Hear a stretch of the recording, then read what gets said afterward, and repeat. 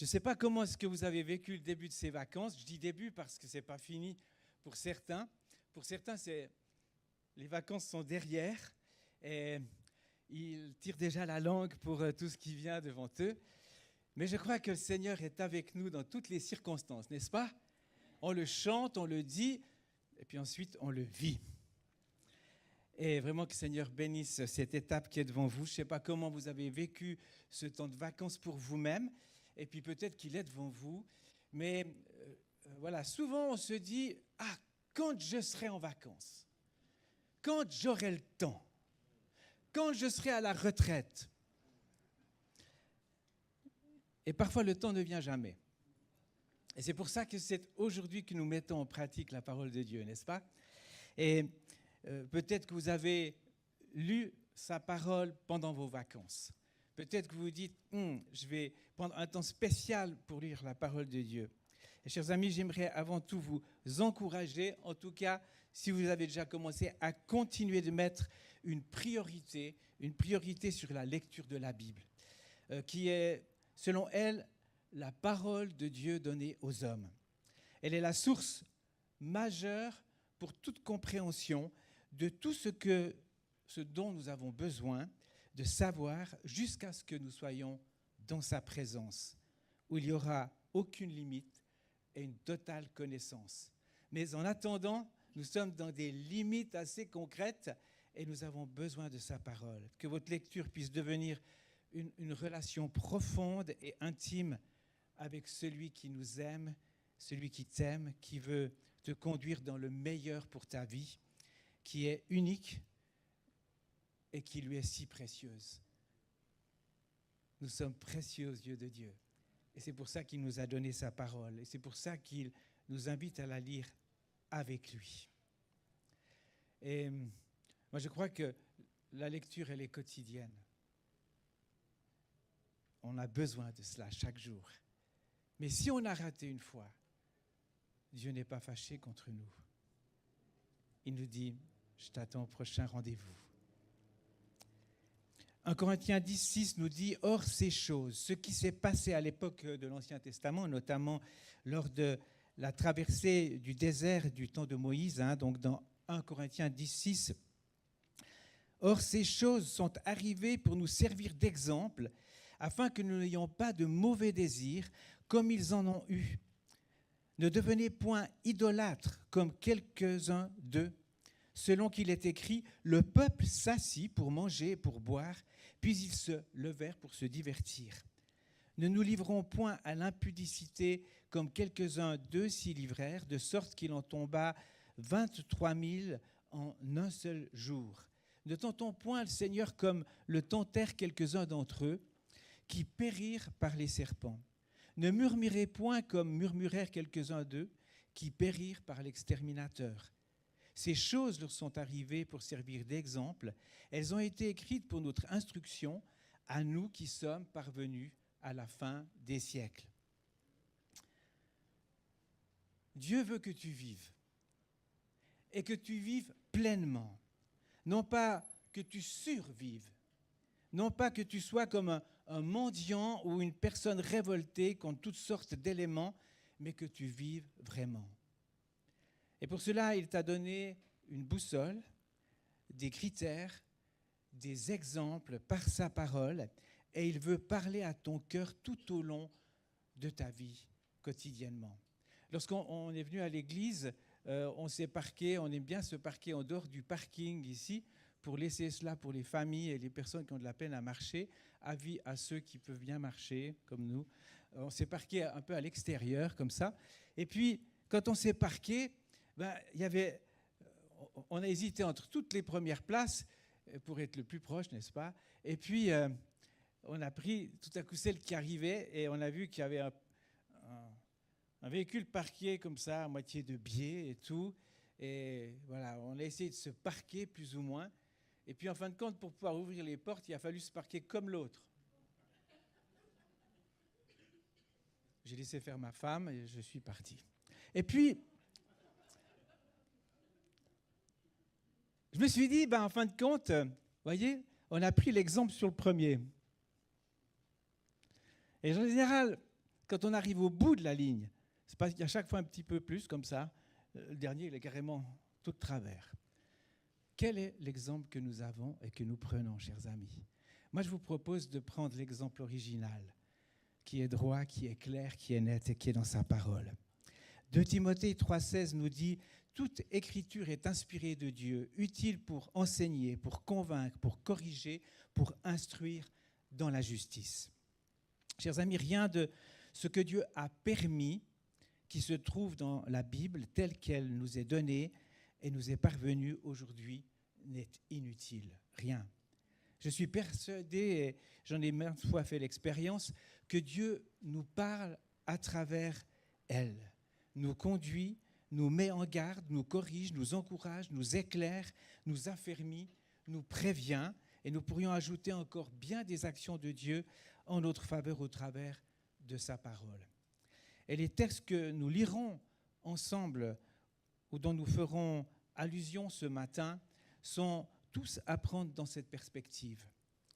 Ils sont là pour nous exhorter, nous mettre en garde, nous donner des pistes pour bien ou mieux vivre, pour hériter avec davantage de conviction ce que Dieu a préparé pour nous. Et la prédication de ce matin s'intitule « Aller jusqu'au bout ».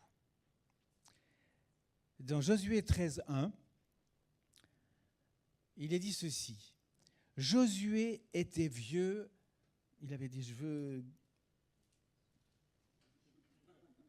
un peu comme moi, avancé en âge. L'Éternel lui dit alors, tu es devenu vieux, tu es avancé en âge. Et le pays qui te reste à soumettre est très grand. Donne seulement ce pays en héritage par le sort à Israël, comme je l'ai prescrit. Et divise maintenant ce pays par portions entre les 9 tribus et la demi-tribu de Manassé. Les Rubénites et les Gadites, avec l'autre moitié de la tribu de Manassé, ont reçu leur héritage que Moïse leur a donné de l'autre côté du Jourdain, à l'Orient. Et dans Josué 14, 1-2, c'est la mise en pratique. Voici ce que les enfants d'Israël reçurent en héritage dans le pays de Canaan et ce que partagèrent entre eux le sacrificateur Éléazar, Josué, fils de Nun, et les chefs de famille des tribus des enfants d'Israël. Le partage eut lieu d'après le sort, comme l'Éternel l'avait ordonné par Moïse pour les 9 tribus et pour la demi-tribu. Aucune tribu pouvait dire « Ah, ils m'ont préféré » ou « Ils ont préféré l'autre ». C'était par le sort. Le chapitre précédent de ce que nous venons de lire et puis les 10 chapitres suivants concernent la description de l'héritage et les détails des frontières du territoire de chaque tribu d'Israël. Josué, devenu âgé, va encourager le peuple d'Israël à s'emparer entièrement de l'héritage constitué de magnifiques régions dans ce grand pays promis par Dieu. Il confirme les paroles et les encouragements de Moïse qui leur avait dit, dans Deutéronome 7:1, « Lorsque l'Éternel ton Dieu t'aura fait entrer dans le pays dont tu vas prendre possession et qu'il chassera devant toi beaucoup de nations, 7 nations plus nombreuses et plus puissantes que toi, lorsque l'Éternel ton Dieu te les aura livrées et que tu les auras battues, tu les dévoueras par interdit, tu ne traiteras point d'alliance avec elles. » Et puis, il continue encore, il dira plus tard dans Deutéronome 31, 6-7, « Fortifiez-vous, ayez du courage, ne craignez point, ne soyez point effrayés devant eux, car l'Éternel ton Dieu marchera lui-même avec toi, et il ne te délaissera point, il ne t'abandonnera point. » Dieu me dit, au travers de ces textes, qu'il a des projets pour toi. Il a un héritage pour toi, pour moi, pour nous. Et que cet héritage, tu le vivras parce qu'il sera avec toi pour t'y faire entrer. Et parfois cela va te dépasser. Ce sera au-dessus de tes forces et de tes capacités. Tu auras de quoi être dans la crainte, voire la peur, mais il te dit, ne t'effraie pas, je serai avec toi. Campbell, un astronome, a dit ceci: quand l'homme est arrivé au bout de lui-même, de ses ressources, il a atteint le point de départ de Dieu. Quand un homme est arrivé au bout de ses ressources, il est arrivé au point de départ de Dieu.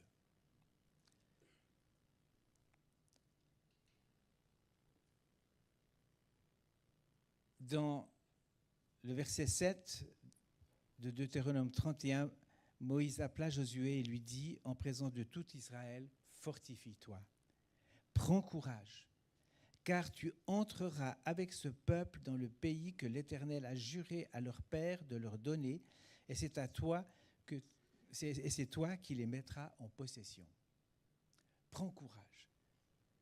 Parce que je crois que lorsque nous entrons dans les plans de Dieu, que nous cherchons à les vivre, il y a besoin de courage. Et au fond, c'est ce qu'a fait Josué. Il a conduit le peuple d'Israël à passer le Jourdain, à entrer dans le bon pays promis, le pays de Canaan, dont les habitants vivaient des pratiques, des coutumes qui déplaisaient profondément à Dieu, des coutumes emplies de perversité, de déviation, d'idolâtrie, de transgression de toutes sortes. Et Josué, avec Israël, a conquis la majorité des territoires et a comme sécurisé les frontières, le pourtour de ce qui avait été promis par Dieu. Le territoire promis avait des limites. Il est intéressant de lire dans Deutéronome 32, verset 8, la suite de ce qu'on vient de lire, « Quand le Très-Haut donna un héritage aux nations, quand il sépara les enfants des hommes, il fixa les limites des peuples d'après le nombre des enfants d'Israël. » Il a fixé les limites des autres peuples en fonction du nombre de ceux des enfants d'Israël. C'est dans ces limites que les tribus devaient vivre les magnifiques promesses de Dieu. Dieu a fait tellement de promesses à son peuple et il avait un lieu particulier où il voulait que ce peuple puisse vivre ses promesses. Deutéronome 7, 12 nous dit, si vous écoutez ces ordonnances, c'est Dieu qui dit cela, si vous les observez, les mettez en pratique, Moïse dit cela, l'Éternel, ton Dieu, gardera envers toi l'alliance, la miséricorde qu'il a jurée à tes pères. Il t'aimera, il te bénira, il te multipliera, il bénira le fruit de tes entrailles, le fruit de ton sol, ton blé, ton mou, ton huile, les portées de ton gros et de ton menu bétail dans le pays qu'il a juré à tes pères de te donner. Tu seras béni plus que tous les peuples, et il n'y aura chez toi ni homme, ni femme stérile, ni bête stérile parmi tes troupeaux. L'Éternel éloignera de toi toute maladie. Il ne t'enverra aucune de ces mauvaises maladies d'Égypte qui te sont connues, mais il en frappera tous ceux qui te haïssent. Tu dévoreras tous les peuples que l'Éternel, ton Dieu, va te livrer. Tu ne jetteras sur eux aucun regard de pitié, tu ne serviras point leur Dieu, car ce serait un piège pour toi. Dieu est aussi un Dieu de limites. Il savait ce qu'il convenait à Israël par rapport à leur nom, par rapport à qui ils seraient. Et il sait ce qui te convient, ce qui correspond à qui tu es et ce qui sera le meilleur pour toi et ceux qui t'entourent. Le meilleur a toujours des limites. Bloy a écrit ceci, nous demandons toujours à Dieu ce qui nous plaît et il nous donne ce qu'il nous faut. Nous demandons toujours à Dieu ce qui nous plaît et il nous donne ce qu'il nous faut. Soyez convaincus de cela, chers amis. Et chaque fois que vous sentez un petit manque à quelque part, repensez à cela. Il sait tellement à l'avance. Pour les jeunes mariés, il sait déjà combien d'enfants vous aurez. Et il sait le meilleur lieu pour vous, les meilleures circonstances pour vous y préparer. Et il y a de quoi. Et puis, il sait aussi tout ce que vous aurez besoin tout au long. Et il le prépare. Dieu, de tout temps, a prévu une place, un pays pour le peuple d'Israël. Un pays qu'il bénirait de manière particulière où coulerait le lait et le miel. un pays où son peuple pourrait l'adorer en sécurité de tout son cœur et librement, un pays où le peuple de Dieu accomplirait la loi qu'il lui avait donnée. Mais au fond, c'est ce qu'il désire pour chacun d'entre nous. Dieu a promis Israël et à chaque tribu un héritage particulier. Promesse et héritage vont de pair. Toutes les promesses de Dieu sont notre héritage au fond.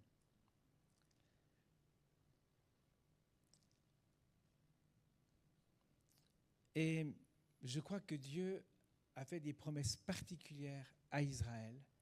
Il en a fait à l'Église et il en a fait et il en fait pour toi. Et à toi de les découvrir, de les recevoir.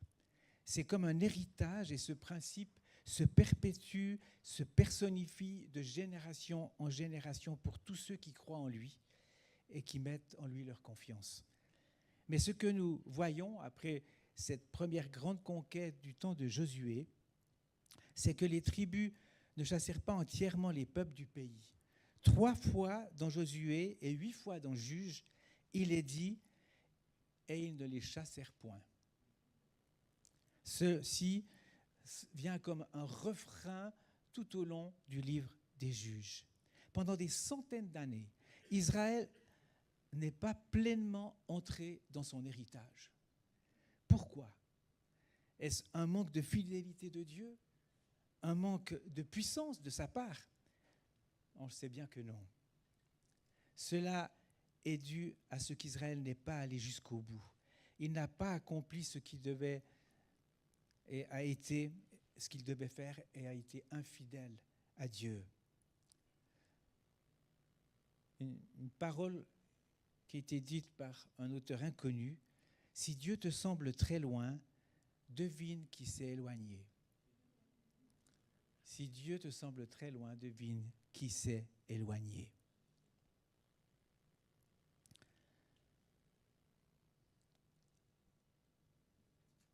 Dieu nous a donné un héritage particulier. Une autre phrase qui revient régulièrement dans le livre des Juges est celle-ci, « Les enfants d'Israël firent encore ce qui déplaît à l'Éternel. » Et cette phrase revient 7 fois et se trouve uniquement dans le livre des Juges. Et puis suit ensuite la conséquence. « Et l'Éternel les livra. Et l'Éternel les vendit. Et l'Éternel fortifia la main de leurs ennemis. » C'est fort, n'est-ce pas ?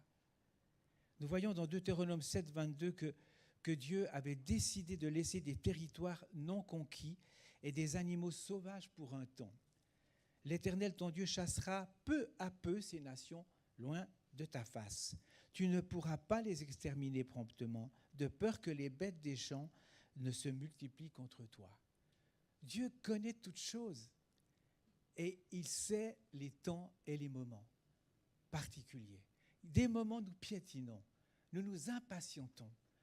Mais personnellement, combien de fois, après coup, lorsque des fois j'ai même voulu forcer les choses et j'ai pris de l'avance et j'ai pris la porte sur le nez et je me suis pris des situations pas évidentes à assumer, j'ai bien réalisé, Seigneur, tu avais tellement raison du temps et des moments. Plus loin dans Juges 3.1, nous lisons « Voici les nations que l'Éternel laissa pour éprouver par elles Israël, tous ceux qui n'avaient pas connu toutes les guerres de Canaan. Il voulait seulement que les générations des enfants d'Israël connussent et apprissent la guerre, ceux qui ne l'avaient pas connue auparavant. » Dieu n'avait pas laissé ces nations dans le pays promis pour qu'Israël soit dominé et blessé par elles, mais pour un temps, afin qu'ils apprennent à résister et à combattre. Il voulait qu'ils apprennent que Dieu est un Dieu de victoire, qu'il est un Dieu puissant, qui agit, qui délivre, qui donne et sauve la vie, et qui continue de donner et distribuer l'héritage tel que promis. Et ça, il fallait que chaque génération le découvre. Et ils ne pouvaient que le découvrir en devant combattre eux-mêmes. Dieu a fait des promesses pour les accomplir. Au travers de chaque défi que Dieu permet, de chaque obstacle qui s'élève devant nous, nous sommes appelés à nous fortifier dans la foi. Nous sommes appelés à nous souvenir en quel Dieu nous croyons. Moïse avait prévenu dans Deutéronome 7, 17, « Peut-être diras-tu dans ton cœur, ces nations sont plus nombreuses que moi. Comment pourrais-je les chasser ? Ne les crains point. Rappelle à ton souvenir ce que l'Éternel, ton Dieu, a fait à Pharaon et à toute l'Égypte, les grandes épreuves que tes yeux ont vues, les miracles et les prodiges, la main forte et le bras étendu, quand l'Éternel, ton Dieu, t'a fait sortir. Ainsi l'Éternel, ton Dieu, ainsi fera l'Éternel, ton Dieu, à tous les peuples que tu redoutes. » Est-ce que tu as déjà vu des miracles dans ta vie? Qui c'est qui a déjà vu un miracle dans sa vie? Ok. Gardez la main levée. Et vous qui n'avez pas encore vécu de miracle, regardez les mains levées. Donc, vous voyez, franchement, les personnes qui ont levé la main sont pas plus importantes que vous, pas plus intelligentes, je pense. Voilà. Et pourtant, Dieu a fait des miracles. Et peut-être même que leur foi n'était pas plus grande que la vôtre en ce moment. Mais Dieu veut agir. Et il veut que l'on se rappelle de ce qu'il a déjà fait. Et peut-être que vous n'avez pas levé la main, soit parce que vous êtes maintenant un bon Suisse, vous ne l'avez pas toujours été, mais aujourd'hui, vous êtes quand même très humble et il ne faut surtout pas qu'on fasse remarquer. Mais réfléchissez quand même à ce que Dieu a déjà fait devant vos yeux. Et dans les moments d'adversité, souvenez-vous-en. Nous sommes appelés à entrer dans notre héritage pleinement et en nous renouvelant sans cesse dans notre foi, à la cadence de Dieu et non pas au gré de nos sentiments, de notre bon vouloir et puis des circonstances apparentes. Une autre raison pour laquelle les tribus s'arrêtèrent dans leur progression et la prise de possession de ce qui leur était promis et pour laquelle Dieu ne chassa plus les nations restantes est résumée dans Juges 2, 1 à 6. Un envoyé de l'Éternel monta de Gilgal à Bokim, Juges 2, 1 à 6, et dit « Je vous ai fait monter hors d'Égypte, et je vous ai amené dans le pays que j'ai juré à vos pères de vous donner. J'ai dit, jamais je ne romprai mon alliance avec vous. Et vous ne traiterez point alliance avec les habitants de ce pays, vous renverserez leurs autels, mais vous n'avez point obéi à ma voix. Pourquoi avez-vous fait cela? J'ai dit alors, je ne les chasserai point devant vous, mais ils seront à vos côtés et leurs dieux vous seront un piège. Lorsque l'envoyé de l'Éternel eut dit ces paroles à tous les enfants d'Israël, le peuple éleva la voix et pleura. Ils donnèrent à ce lieu le nom de Bokim, ceux qui pleurent. Plaise à Dieu que notre église ne s'appelle pas Bokim. Et ils y offrirent des sacrifices à l'Éternel.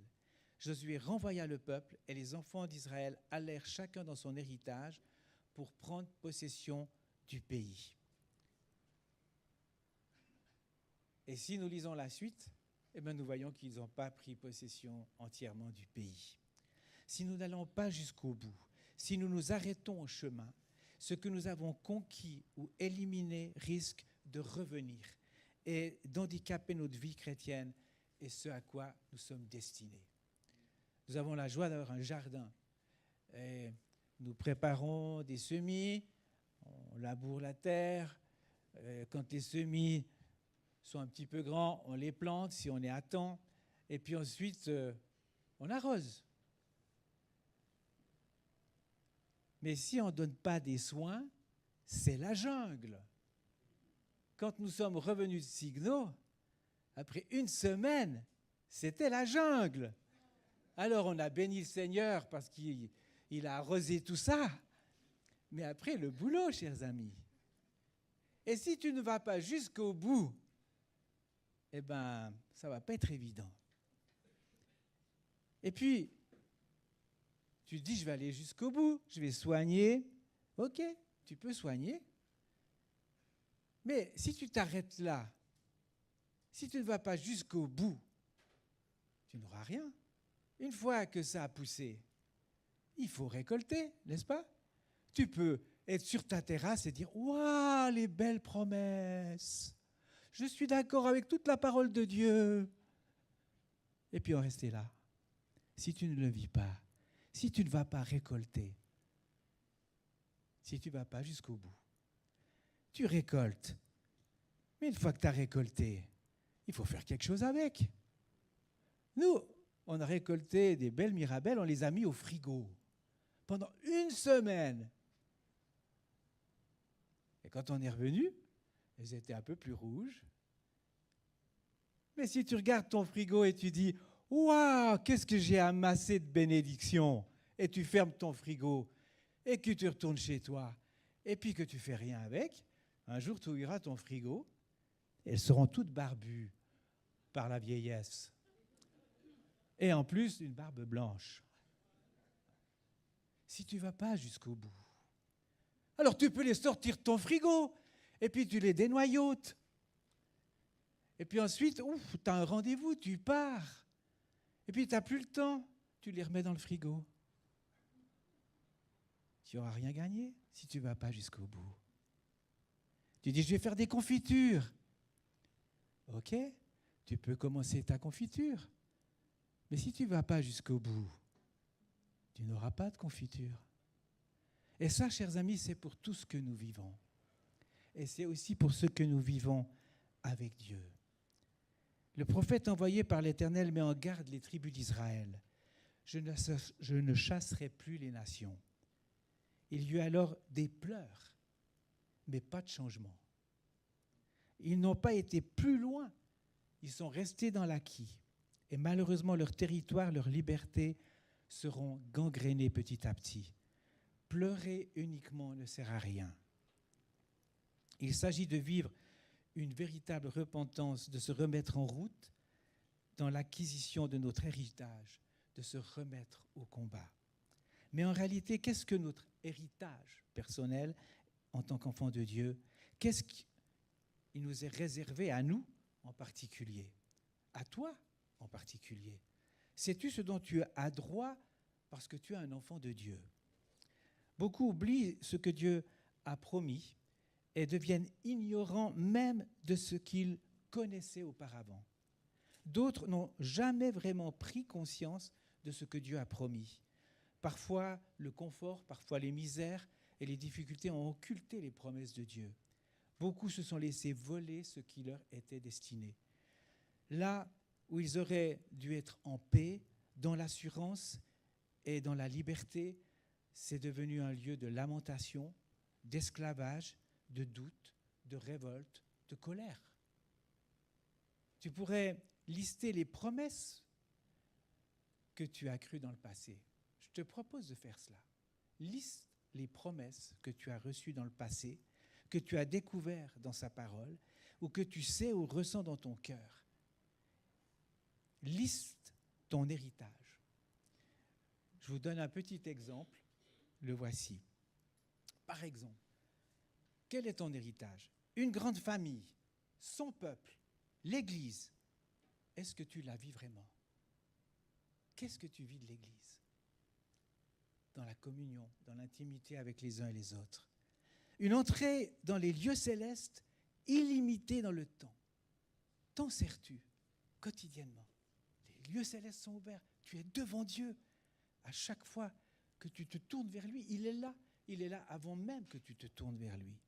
L'intervention de Dieu dans ma vie et mon contexte. Est-ce que tu t'y attends? Est-ce que tu t'attends à l'intervention de Dieu dans ce que tu vis, dans ce qui se passe autour de toi? Ou bien es-tu en train de te lamenter? Oh, comme sont mes enfants! Oh, comme est mon patron! Oh, comme est mon employé! Et on pourrait en dire, n'est-ce pas? Moi, j'en ai connu un certain nombre. Également, sa bénédiction sur ta famille. Est-ce que tu l'appelles, cette bénédiction sur ta famille? Au fond, il ne devrait pas se passer un jour où on n'appelle pas la bénédiction et on ne la proclame pas sur notre famille. Que ta volonté soit faite sur ma famille. Le renouvellement de mes pensées, c'est un héritage. Il y a tellement de pensées qui ont besoin d'être renouvelées. Le vois-tu dans ta vie? La victoire sur mes mauvaises tendances. Qu'en fais-tu de tes mauvaises tendances? Dieu te promet la victoire, mais il s'agit d'aller jusqu'au bout. L'assurance et la paix dans toutes tes circonstances est-elle acquise? Sinon, il faut que tu y travailles. La certitude du pardon et de l'amour de Dieu. En es-tu convaincu? Passe du temps devant Dieu pour en être convaincu, parce que c'est la base de la paix, c'est la base du chemin que tu es appelé à vivre. La capacité de pardonner et d'aimer, le mets-tu en pratique? Ajoute tout ce qui te semblera bon, où tu sais que Dieu te promet et t'a promis. Par exemple, la possibilité d'être transformé à la ressemblance de Jésus. Où en es-tu? Tu es appelé à aller jusqu'au bout. Aller jusqu'au bout.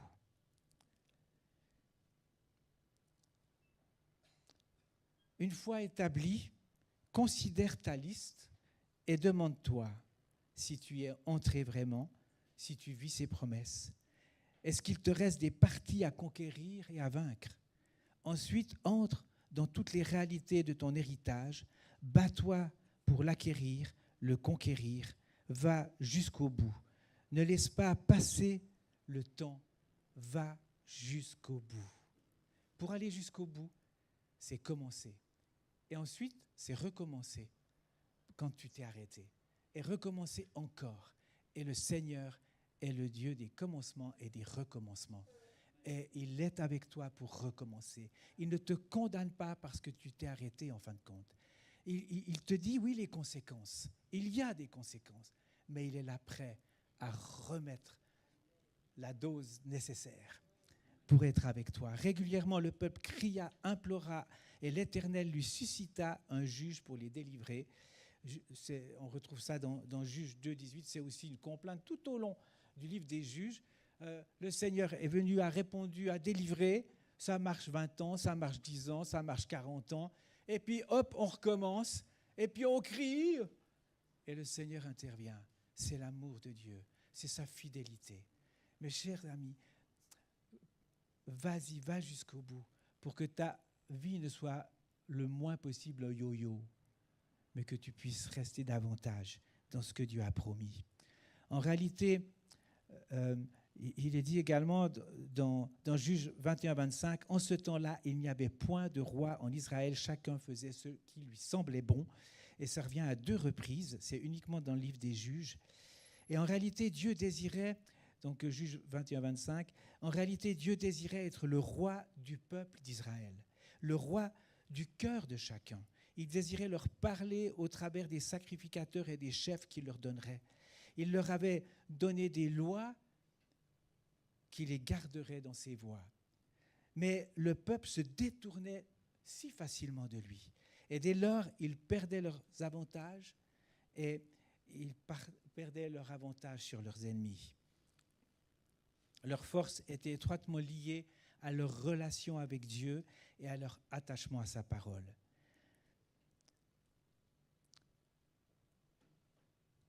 Dieu est l'auteur et le roi de ton héritage.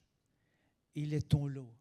Il est ta principale raison d'être. Il est ta force. Il est ton exemple. Il faut qu'il soit le roi. Et je termine avec ce texte dans 2 Pierre 1,3 et suivant. Comme sa divine puissance nous a donné tout ce qui contribue à la vie, à la piété, au moyen de la connaissance de celui qui nous a appelés par sa propre gloire et par sa vertu, lesquels nous assurent de sa part les plus grandes et les plus précieuses promesses, afin que par elles vous deveniez participants de la nature divine, en fuyant la corruption qui existe dans le monde par la convoitise. À cause de cela même, faites tous vos efforts pour joindre à votre foi la vertu la science, à la science la tempérance, à la tempérance la patience, à la patience la piété, à la piété l'amour fraternel, à l'amour fraternel l'amour agapé. Car si ces choses sont en vous, et y sont avec abondance, elles ne vous laisseront point oisifs ni stériles. On a chanté tout à l'heure ce chant, et que l'on puisse vraiment l'affirmer et le vivre. Je sais qui je suis en Christ, ce que j'ai en Christ, où je suis en Christ. Je marche avec puissance, j'accomplis des miracles et je vis une vie de faveur. Persévère, va jusqu'au bout. Notre thème avec les enfants de Signo était résister. Résiste. Résiste. Et on a donné une petite image au départ. On a fait tirer la corde par plusieurs, des costauds, des moins costauds. Et puis à un moment donné, on a mis 2 des plus petits enfants d'un côté et 2 parmi les grands de l'autre côté. Et tout le monde s'est dit, c'est fini quoi, les petits, ils vont s'envoler, n'est-ce pas? Et alors qu'ils se sont mis à tirer et que ça partait dans le sens où ça devait partir, Ricardo est arrivé et a tiré la corde et tout le monde a été embarqué. Hein? Il s'est mis du côté des petits et ça, c'est ce que Dieu veut faire avec toi. Il est du côté de ta corde. Il est avec toi. On s'accorde pour dire ça? On va prier. Seigneur notre Dieu, merci pour ta présence au milieu de nous. Merci pour ta grande patience. Merci pour ton amour qui nous aime plus que tout, par-dessus tout, et qui désire que tes plans qui sont les meilleurs pour nous réussissent. Et je te prie, Seigneur, vraiment que ces merveilleux plans, cet héritage que tu as préparé pour chacun de mes frères et sœurs ici présents, pour eux, pour leur famille, pour ceux que tu as mis à côté d'eux, eh bien, puissent s'accomplir dans le nom de Jésus. Oh Seigneur notre Dieu, merci de ce que tu donnes la persévérance. Tu es prêt, Seigneur, à donner la foi nécessaire pour que nous puissions accomplir tes œuvres, des œuvres qui nous dépassent, des œuvres qui sont plus grandes que nous, de pouvoir résister dans des moments où nous ne comprenons plus rien, mais où nous savons que tu es là, où nous savons qui est notre Dieu. Et je te prie que cette réalité puisse venir fortement, particulièrement sur ceux qui se sentent peut-être les plus faibles aujourd'hui. Seigneur, merci de ce que tu agis par ta puissance.